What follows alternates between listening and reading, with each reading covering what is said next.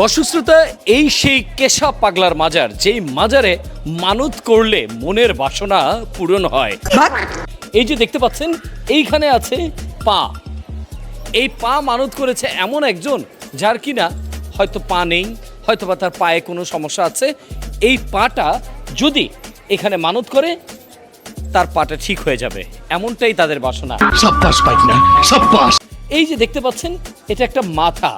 কারো মাথায় সমস্যা, কারো কেউ প্রতিবন্ধী মানসিকভাবে, তারা এইখানে মনের বাসনা নিয়ে এই জিনিসগুলো মানত করে থাকে।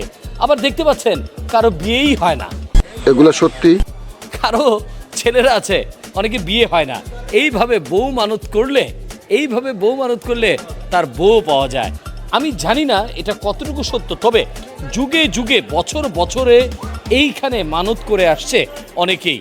কথায় আছে, বিশ্বাসে মিলায় বস্তু, তর্কে বহুদূর।